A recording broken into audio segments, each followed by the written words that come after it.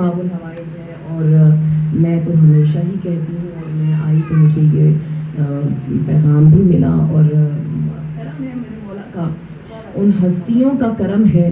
کہ جو ہمارے لفظوں کی بھی لاج رکھتے ہیں، اور ان کے سامنے جو ہاتھ پھیلاتا ہے تو وہ ان ہاتھوں کی بھی لاج رکھتے ہیں، ان مانگنے والوں کا بھرم نہیں توڑتے، کیونکہ ابھی آنٹی نے مجھے بتایا کہ ہمیں تو ملتا ہی ہے، اور ہمیں نہیں بھی ملے گا تو ہمارے لیے تو عالم برزخ میں وہ سب محفوظ ہو ہی رہا ہے، یہاں نہیں ملا ہے، ملے گا تو آپ یقین رکھیے ملنا ضرور ہے، دیر اور تاخیر اور جلدی کی شرط نہیں ہے، لیکن ملنا ضرور ہے، یہاں نہیں ملے، مرتے دم تک نہیں ملا تو آپ یقین رکھیے کہ عالم برزخ کے لیے امام کا فرمان ہے، محفوظ ہو رہا ہے۔ اس لیے دیکھیے میں ناچیز کو یہ یقین سے اس لیے کہتی ہوں کہ اس سے بڑی یقین اور اس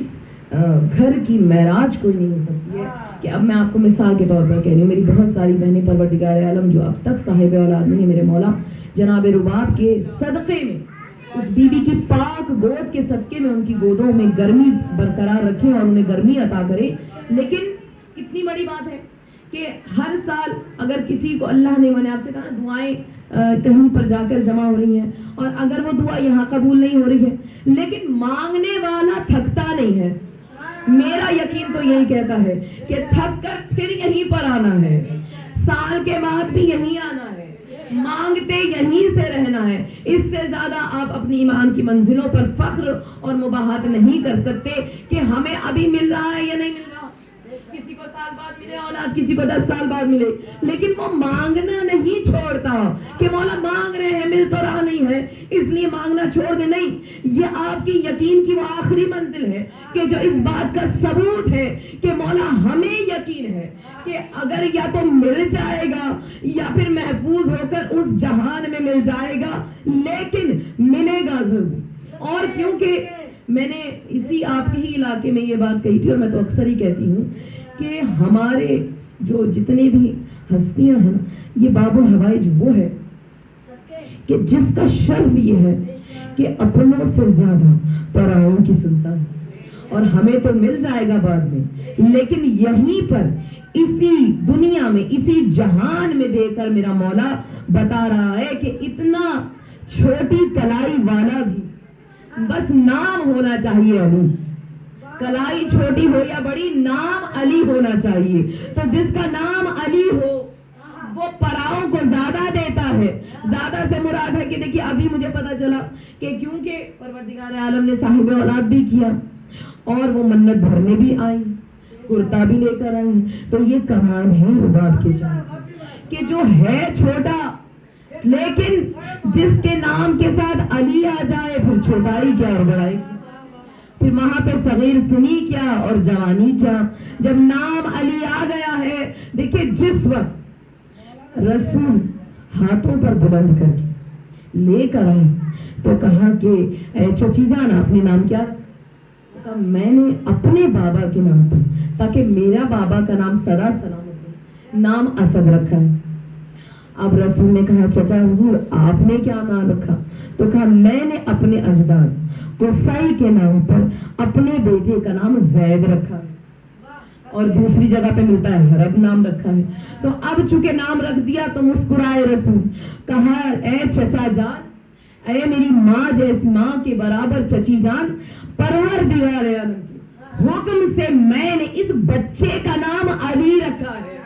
اب آپ جملے پر غور کیجیے، یا علی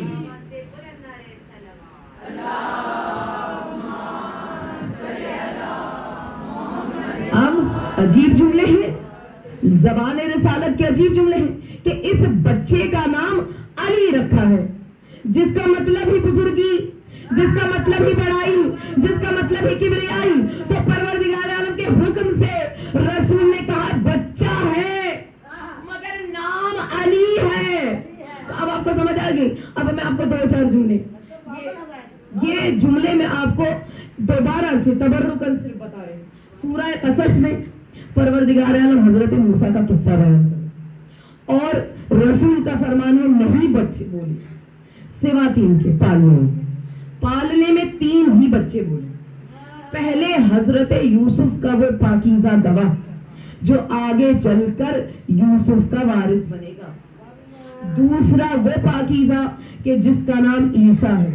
اور وہ اپنی ماں کی عصمت کی گواہی دے رہا ہے۔ تو اب پتا چلا کہ اللہ صرف انہیں قوت گویائی دیتا ہے،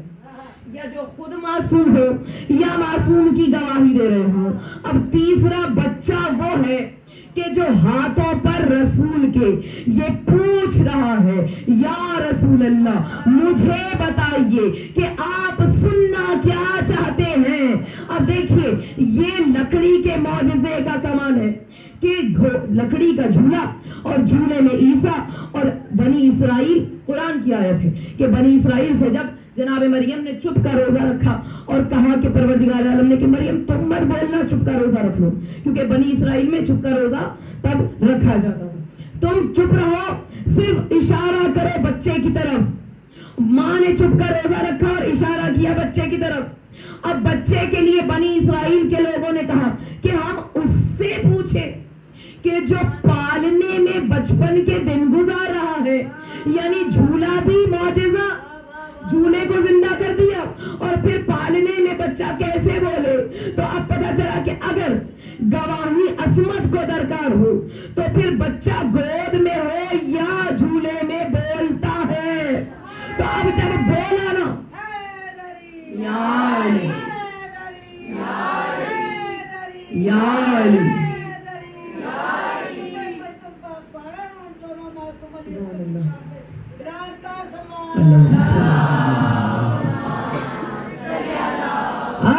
یہ جملے تکرار کے ساتھ دوبارہ بیان کر رہی ہوں، ایک جگہ پہلے کہہ چکی ہوں کہ معجزہ ہے یہ۔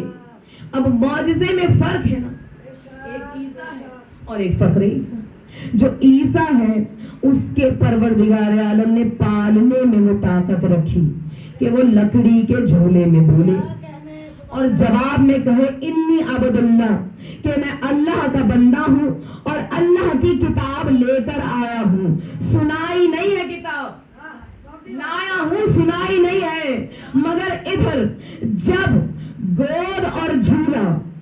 دست رسالت کا بن جائے، یعنی اللہ کا رسول اپنی باہوں کو جھولا بنا کر حضرت علی کو اپنی گود میں لے لے، تو پھر وہاں لکڑی کا جھولا، جھولے میں بچہ فقط اتنا کہتا ہے کہ کتاب لایا ہوں، سنائی نہیں ہے۔ لیکن جب اگر آغوش جھولا بن جائے رسول کا، رسول کی آغوش اور جھولا بن جائے، تو پھر جو بولے گا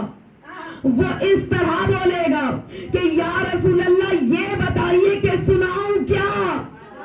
توریت سناؤں، زبور سناؤں، انجیل سناؤں یا آنے والا قرآن سناؤں، یا رسول اللہ بتائیے کون سی کتاب، کس لہجے اور کس ترتیب سے سناؤں، کس قرات میں سناؤں۔ تو یہ معجزہ علی کا نہیں، معجزہ اس جھولے کا ہے جو رسالت کی باہوں کا بنا ہے، اس لیے کہ ماں کی گود میں علی نہیں بولے، علی بولے ہیں اس جھولے میں کہ جو ہاتھوں کا بنا ہوا ہے۔ یا رسول اللہ، یا رسول اللہ، علی ولی اللہ، یا علی یا علی یا علی۔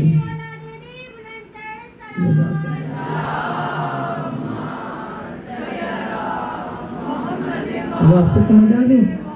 وہ کہ گرمی ہے لیکن میں بات مکمل ہی کر چکی ہوں تقریباً، اور بس آپ کو دوبارہ سے مختصر کر کے اور کوزے میں لپیٹ کہ اگر باہیں رسول کی ہوں، یعنی جھولا رسول کی باہوں کا ہو، تو پھر علی پوچھتا ہے کہ بتائیے کیا سناؤں۔ 3 دن کا بچہ پوچھے گا بتائیں کیا سناؤں۔ تو اب جب جھولا بنا ہی لیا ہے باہوں کو، تو صرف علی کے لیے تھوڑی ہے جھولا یہ بنا، یہ تو حسن کے لیے بھی ایسے ہی جھولا بنا ہے۔ اسی ہاتھوں کے جھولے میں رسول نے ماں سے فرزند کو لے کر کہا فاطمہ مجھے دو، میں اپنے لال سے کلام کروں گا۔ اور دیکھیے جملے سے، کیونکہ ایک شیرخوار کا ذکر ہے، تو جب جناب فاطمہ بنت اسد کہتی میں حیران تھی کہ 3 روز گزر گئے، بچہ نہ آنکھیں کھول رہا ہے، نہ دودھ طلب کر رہا ہے، نہ رو رہا ہے۔ اور میں نے آپ سے کہا رسول کی باہوں میں آتے ہی بچے کو بھوک لگی، اور جناب فاطمہ بنت اسد ابھی خانہ کعبہ میں ہے۔ دیکھیے وہ جو مہمانداری اللہ نے کی ہے وہ بی بی کے لیے کی ہے، اب شیر خوار بچے کے لیے خدا کیا اہتمام کرے گا؟ اس کے لیے تو پروردگار عالم ماں کے ساتھ ہی خوراک کو بھیج دیتا ہے۔ تو اب عجیب بات ہے کہ ماں کے ساتھ علی کی خوراک آئی ہے، مگر علی اس خوراک کی طرف توجہ نہیں کر رہے۔ اب حیران ہے ماں کہ بچہ بھوکا ہے اور زندہ بھی ہے اور آنکھ بھی نہیں کھولتا، روتا بھی نہیں ہے۔ تو اب جب رسول کی باہوں میں آئے تو انگڑائی لے کر بھوک بھی لگی، آنکھوں کو کھول کر مسکرا بھی دیے۔ تو اب رسول نے اپنی آب دہن اور اپنی زبان رسالت کو علی کی زبان میں دیا، اور راوی فقط یا فاطمہ بنت اسد ہے یا پھر وہ خود خدمت گزار حورے ہیں کہ جنہوں نے رسول کے ہاتھوں پر علی کو وہ زبان چوستے ہوئے دیکھا۔ بی بی کہہ رہی ہے میں نے دیکھا کہ ایسے علی نے رسول کی زبان کو چوسنا شروع کیا جیسے ماں کے دودھ کو بچہ چوستا ہے۔ تو اب آپ کو سمجھ رہے ہیں اس دودھ سے، اس دیکھیے زبان رسالت کا معجزہ یہ کہ آپ کی دہن سے جو خوراک حسن، حسین اور علی نے حاصل کی، کبھی زبان سے شہد جاری ہوتا تھا، کبھی دودھ جاری ہوتا تھا، کبھی کوثر جاری ہوتا تھا، اور اس کو پی پی کر یہ بچے پروان چڑھے ہیں۔ کوئی علی ہے، کوئی حسن ہے، کوئی حسین ہے۔ کیوں؟ اس لیے کہ دیکھیے اب میں آپ کو بس ایک آخری جملہ بتاؤں۔ جس وقت امام حسین تشریف تو بی بی کہتے ہیں میرا لال بڑا ناداں تھا، اور میں نے دیکھا کہ جیسے ہی رسول تشریف لائے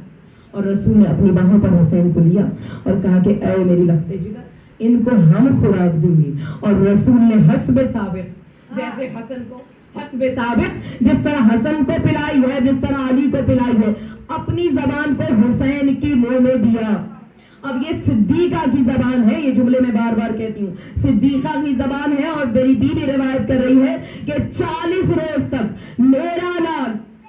زبان رسالت سے میرے بابا کی زبان کو چوستا رہا، اور اس سے کے چوسنے سے ہی میرے لال کے بدن پر گوشت پوست آیا۔ میں نے دیکھا کہ وہ پیتا جاتا تھا اور اس کے بدن میں توانائی بھی آ رہی ہے، بدن پر ہڈیوں پر گوشت بھی آ رہا ہے۔ آپ کو معلوم ہے نا پیدا ہوئے بچے اور 40 روز کے بچے میں کتنا فرق آتا ہے؟ وہ جو فرق آیا ہے وہ فقط زبان رسالت کا کمال ہے۔ اسی لیے رسول نے اور اتمام حجت کے لیے یہ بیان کر دیا کہ میں حسین سے، حسین مجھ سے، میرا گوشت پوست اس کا ہے، اس کا گوشت پوست میرا ہے، اس کا خون میرا ہے، میرا خون اس کا ہے۔ کیوں؟ اس لیے کہ رسول سے حسین گوشت سے یعنی کہ دودھ شیر زہرا سے اتنے پروان نہیں چڑھے ہیں۔ یہ میری بیوی کا فرمان کہ میرے دودھ سے زیادہ میرے بابا کے لعاب سے میرے بچے پروان چڑھے ہیں، تو پھر کیوں نہ؟ اور مجھے بتائیے کہ جب وہ آغوش کسی کو اپنی آغوش میں چلے گا اور پھر اس طرح چلے گا کہ میں جو چل رہا ہوں وہ کسی مقصد کے ساتھ چل رہا ہوں۔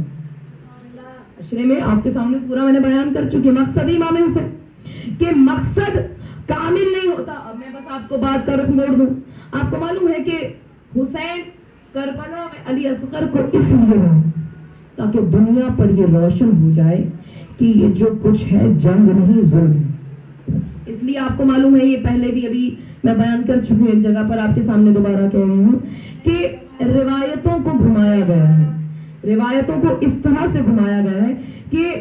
ایک بچہ روز عاشور پیدا ہوا، روز عاشور ایک بچہ پیدا ہوا اور خیمے سے کنیز نے آ کر کہا مولا ایک بچہ آپ کا پیدا ہوا، یعنی میں آپ کو روایت بتا رہی ہوں۔ اور ابو الکلام نے یہ روایت لکھی ہے اور بہت سارے اہل سنت کے لوگوں نے مستند ہو کر یہ روایت لکھی ہے کہ ایک بچہ پیدا ہوا اور جیسے ہی امام حسین کو خبر ہوئی امام خیمے کے دروازے پر تشریف لائے، ابھی ہاتھوں پر بچہ تھا ہی کہ ایک تیر آیا اور اس بچے کو لگ گیا۔ یعنی کیونکہ تیروں کی بارش تو ہو ہی رہی تھی اور اس طرح وہ بچہ شہید ہو گیا. کیوں؟ اس کی وجہ یہ ہے کہ تاکہ رخ کو موڑا جائے، اس لیے کیا تاکہ یہ گمان پیدا کیا جائے کہ اچانک ایک تیر آیا اور ایک بے شیر کے گلے پر لگ گیا. کیوں؟ اس لیے کہ تاریخ ہر چیز کو فراموش کر سکتی. عربوں میں یہ جنگیں ہونا، جوانوں کو قتل کرنا، لوٹ مار کرنا، گھروں کی عزتوں کو پامال کرنا معمولی بات ہے. لیکن انبیاء کی تاریخ سے لے کے تاریخ عرب میں کبھی ایسا واقعہ رونما ہوا ہی نہیں کہ اتنے چھوٹے بچے کو جانتے بوجھتے تیر مارا جائے. تو اس چیز کا جواز پیدا کیا، کیونکہ تاریخ پڑھنے والا جب اس مقام پر آ کر رکتا ہے نا کہ جوان کو مارا ٹھیک ہے، جنگ تھی، بوڑھوں کو مارا ٹھیک ہے، حسین کو پامال کر دیا ٹھیک ہے، لیکن اس نقطے پر جب آتا ہے نا تاریخ دان تو اس کا قلم لرز جاتا ہے کہ ممکن نہیں ہے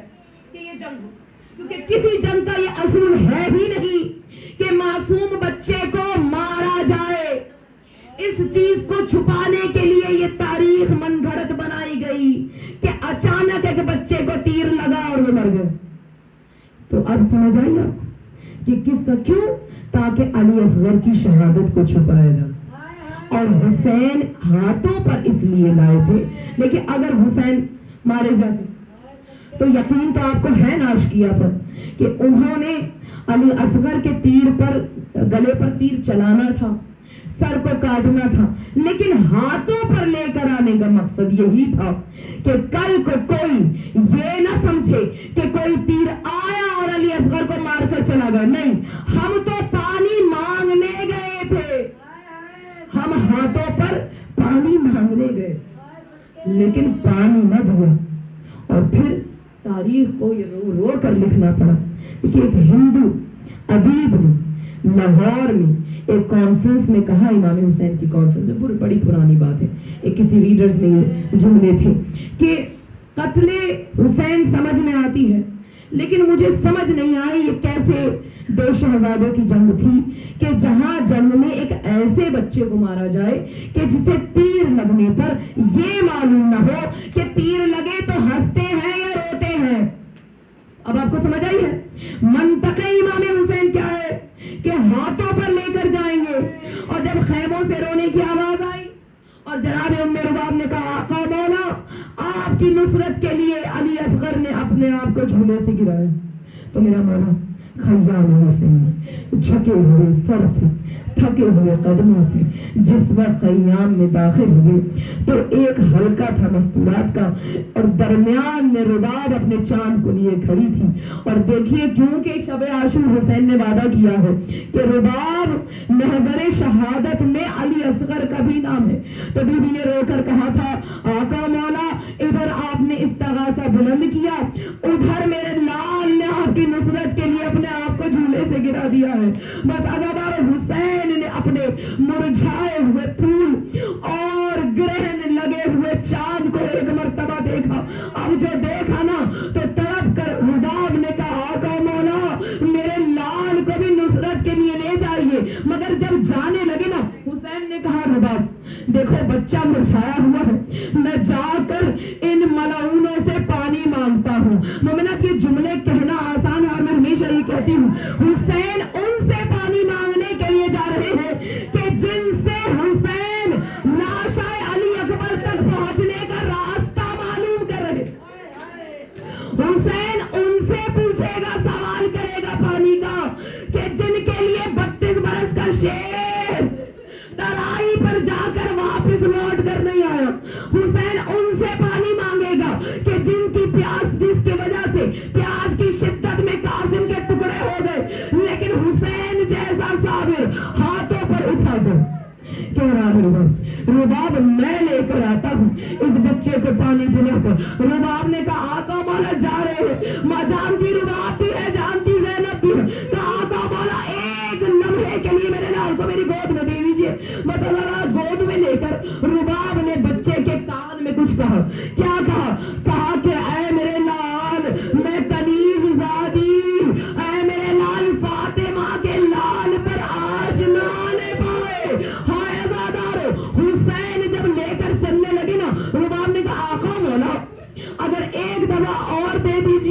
کہا رباب کیا ہوا؟ دل نہیں چاہ رہا بچے کو بھیجنے کے لیے، تڑپ کر ہاتھ جوڑ کر رباب نے کہا نہیں مولا ایسی بات نہیں ہے، مولا ایک مرتبہ اجازت دیجیے۔ حسین نے کریم کربلا نے رباب کی آغوش میں اس مرجھائے ہوئے کملائے ہوئے پھول کو دیا۔ اب جو دیا نا تو اب رباب نے کیا کیا؟ دیکھیے ہر سپاہی کو ماں نے تیار کیا ہے، تو اب رباب کے ارمان کیسے ادھورے رہتے؟ رباب نے ننھی ننھی آستینوں کو پلٹا، اس کے بعد ننھے ننھے گیسوؤں کو سنوارا، کرتے کی نوک پلک کو سیدھا کیا، اس کے بعد کہا کہ اے میرے لال اگر پانی ہوتا تیری ماں تیرا چہرہ صاف کر کے کربلا میں۔ حسین نے سوچا ہوگا رباب یہ چہرہ تو ابھی خون سے آلودہ ہے، بس آلودہ ہوں۔ حسین لے کر گئے، دیکھیے کربلا کی زمین پر نظر رہا ہے قلم کہ جب حسین نے کہا کہ علی اصغر تم مانگو گے یا میں مانگوں، علی اصغر نے کہا بابا میری جنگ ہے، اے میرے صابر بابا ان بے غیرتوں سے مانگنے کی ضرورت نہیں ہے، علی اصغر اپنی جنگ آپ لڑ لے گا، بابا میں چل نہیں سکتا، بابا بس اتنی زحمت دیجئے علی اصغر کو چلتی ہوئی زمین پر لٹا دیجئے۔ حسین نے ریگ گرم پر علی اصغر کو لٹایا، ادھر علی اصغر زمین پر آیا، سکینہ نے تڑپ کر کہا پھپھی اماں میرا 6 ماہ والا بھائی۔ علی اصغر نے اپنی زبان کو لبوں پر پھرانا شروع کیا، اب جب بچے نے ایڑیاں رگڑنا شروع کیا قریب تک کہ پانی نمودار ہوتا، حسین نے بڑھ کر علی اصغر کو اپنی آغوش میں لیا، کہا اے میرے لال ایڑیاں نہ رگڑنا۔ حسین نے بچے کو آغوش میں لیا۔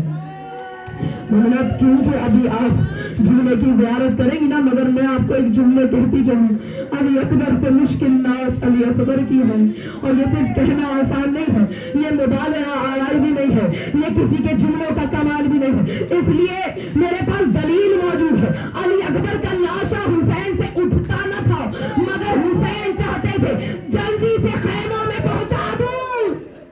اور ہر بار قدم آگے بڑھ رہے ہیں، مگر علی اصغر کا لاشا اٹھانا اتنا مشکل ہے۔ حسین 7 مرتبہ آگے بڑھے، 7 مرتبہ پیچھے ہٹے، اس لیے کہ در خیمہ سے ایک ماں دیکھ رہی، گلے میں تیر لگا اور میں نے آپ سے کہا علی اکبر سے مشکل، اس لیے کہ علی اکبر کے سینے سے سینہ کھینچنی ہے۔ حسین 2 زانو بیٹھے تھے اور اپنے لال کے سینے سے یا علی مدد کہہ کر سینہ کھینچی تھی، مگر ہائے علی اصغر کہ جو باپ کے بازو میں معلق، رو کر حسین نے فاطمہ کو آواز دے کر کہا اماں میری مدد کرو، علی اصغر کا لاشا اپنے بازو سے الگ کروں تو کیسے؟ میرا یقین کہتا ہے زہرا نے جھولی پھیلا کر علی اصغر کو باہوں میں لیا، ہائے زیادہ اب حسین لاشا علی اصغر منقلب لاشے کو اٹھا کر چلے، ادھر حسین چلے، ادھر قدم لرزنا شروع ہوئے، در خیمہ پر زینب کے ساتھ رباب یہ منظر دیکھ رہے، غریب کربلا تھا، وہ میرا جانتی بس آ رہا ہے نا چورا، جانتی ہے آپ بنی اسد کے لوگوں نے کہا ہے سید سجاد ہم نے آپ کے بابا کی ریش کا رنگ 3 مرتبہ بدلتے ہوئے دیکھا، صبح کو ریش کا رنگ سیاہ تھا، علی اکبر کے لاشے پر پہنچا تو سفید تھا، مگر جب علی اصغر کا لاشا ہاتھوں پر اٹھایا، علی اصغر کے خون سے حسین کے چہرے کو خضاب، اب حسین جا رہے ہیں، ادھر سے رباب دیکھ رہی ہے،